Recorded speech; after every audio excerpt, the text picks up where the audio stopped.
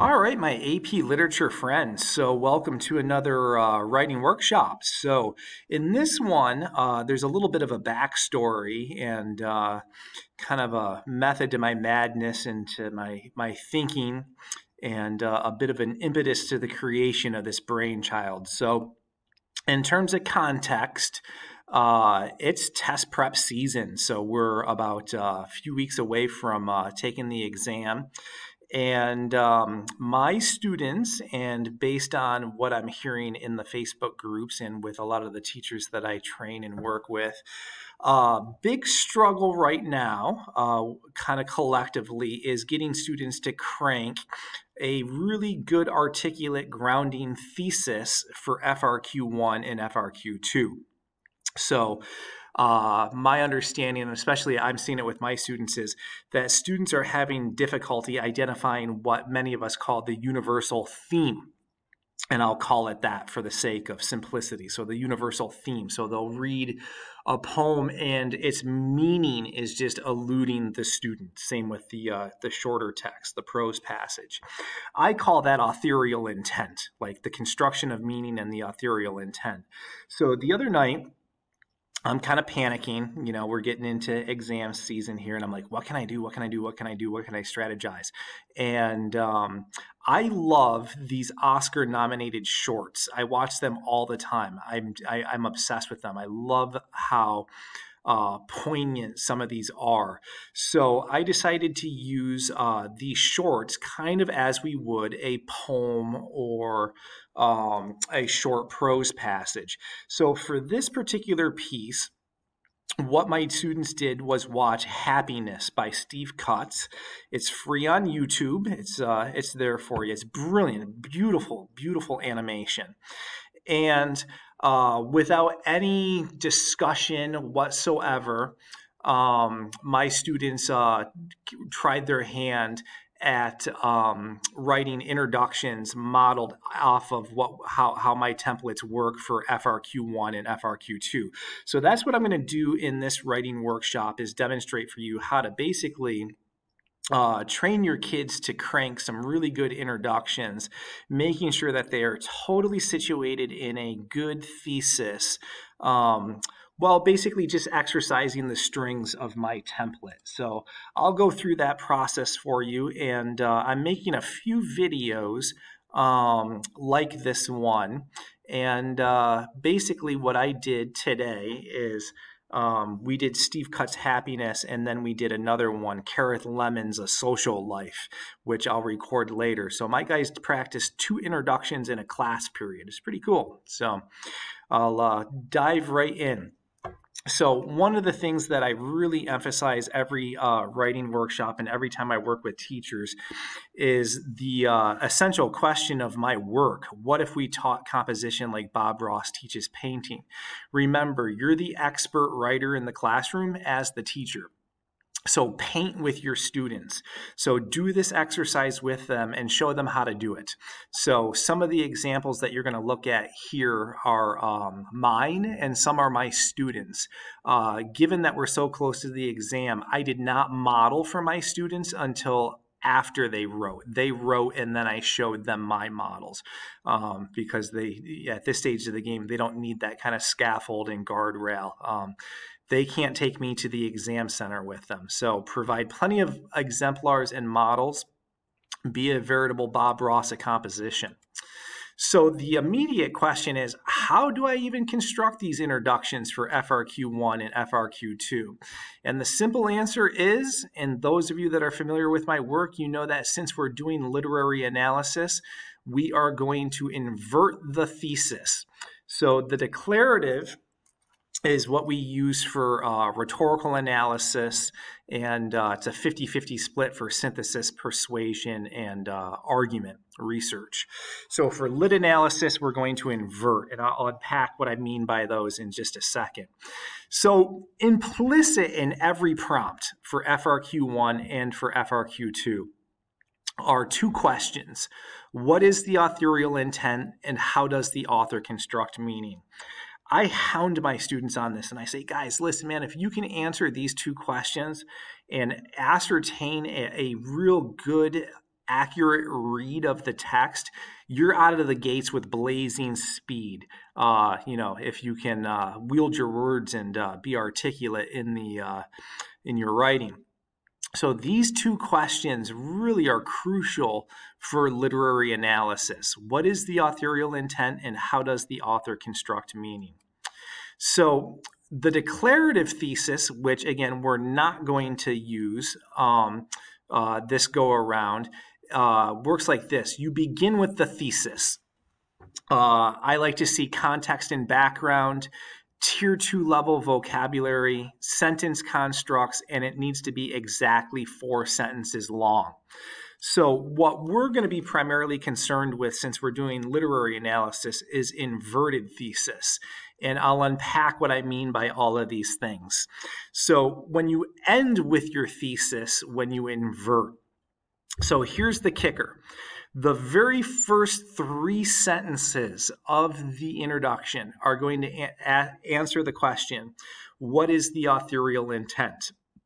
Right? So what was Steve Cutt's purpose? What was his exigence? What was his, main gist in creating this film? He had a purpose, right? So you're going to answer that question in 3 sentences, and you're going to flesh it out with context and background. I like to see my students use a fair amount of tier 2 level vocabulary. And what I mean by that is just your average run-of-the-mill SAT level caliber word. Those that are familiar with my work know that I run a word study academy with my students starting day 1 of the academic year up until the exam. So their vocabs have definitely augmented come this time of the year. And then sentence constructs. I'm a little tricky with this. And again, those that are familiar with my work, you're going to be like, yeah, I got it. We've been practicing it. I'm doing it with my kids too. Some of you, it might be new. So I use a book called Write It Right by Strunk and White. It's free, totally free online. You can get a free PDF. And they basically break down all the rules for grammar, punctuation, syntax, but they also have all these caveats on voice, rhythm, and flow. A wonderful book. And in rule number 18, they make the assertion that there's 12 different ways to construct a sentence. So you'll see my students do a decent job. Some of them are really advanced. Some of them are just kind of meh, and some of them, struggle with it still. But they're trying to achieve voice, rhythm, and flow between, their academic diction, their colloquial, their vernacular, their sentence structures, their syntax, because I want them to go for the pizzazz. So you'll see some advanced sentence constructs, I hope. And always, always, always, when you're manipulating my template of the inverted thesis and the declarative thesis, it's going to be exactly 4 sentences long. So my students watched Steve Cutt's Happiness. They're familiar with my template. We've been using it all year. And I said, on your mark, get set, go. Crank a thesis as if you're writing for FRQ1 or FRQ2. And this is what they came up with. The American dream is an illusion in many regards. And that's easily Steve Cutt's point, right? That's like the salient bingo idea for Cutt's. One of them. There's layers to this movie. There's a couple of interpretations that kids can come up with. But I like it when students come out and just boom, say it. Like, what is it? What's the authorial intent? What is the authorial intent? The American dream is an illusion in many regards. For most people who choose to participate in societies driven by capitalist principles, their lives are governed by the man in the pursuit of the God Almighty dollar. In surrendering one's life to such shallow ideas, one is in fact living by very shallow and futile ideals. So that's the first 3 sentences right there. All authorial intent, right? So it's flowing, sentence constructs. They're not doing anything super dazzling, but they're flowing. We're avoiding the short, simple declarative that we often see students do. Vocab is good. The 4th sentence, we're going to transition to answering the question so that we can hammer our thesis. How does Steve Cutt construct meaning? How does he construct that intent? So this last sentence, we're going to use our lit terms. Steve Cutt arrives at this truth through the extended metaphor of the human rat race and his ironic portrayal of the American economic system. So they focused on extended metaphor and irony, use the terms. So that's one way to situate a thesis for FRQ1 and 2. You could, even though we're using a short film, you can do this for poetry and you can use it for prose. It does not matter. So here's the question, though, right, that some of us tussle with. To drop the literary terms in the intro or not to drop? 'Tis the question. So I know some of you AP teachers say, yes, yes, yes, you got to, and others are like, it's kind of, dutiful and, not necessary. So I'll show you how to do it when you omit the terms. Same thing, focus on construction of meaning and authorial intent, just omit the terms. So you would go about it this way. There are 3 things one can do in life: get a job, have a career, or pursue a vocation. And again, that's kind of the general idea of Cutt's. At the heart of what Cutt is asserting is the idea that for those of us who choose to spend their lives working jobs and careers, they are willfully entering the rat race. The only way to get off that spinning wheel is to live with purpose and for the benefit of others. If we are not working for the betterment and improvement of others, we're as good as rats just chasing after the God Almighty dollar. Again, 4 sentences, just get the terms out. So you're going to hold off on the construction of meaning until the body paragraphs, which I have tons of stuff in my YouTube channel on the syllogistic method. And again, those that are familiar with my work know that those terms are going to be coming in the first premise of the syllogistic body paragraph. So some of my students will approach it this way. And, I have conversations with my students and, they need to know themselves as writers. I know there's risk that some students, if they don't expressly state the terms, my struggling and emerging writers, they may not drop a thesis. So I kind of whispered to them and say, hey, psst, it's probably a good idea that you do a true inverted thesis and drop the terms. Some of my kids, are really good writers.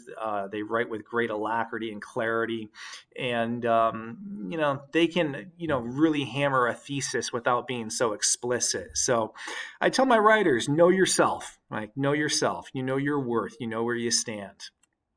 So here's another one, going to follow the exact same template.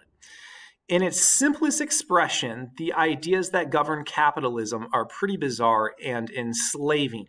And again, I tell my guys that first sentence, go for the gusto, go for the bingo, right? So yes, that's Cutt's thesis. That's his exigence. It's exactly what he's doing. That's why he wrote this piece.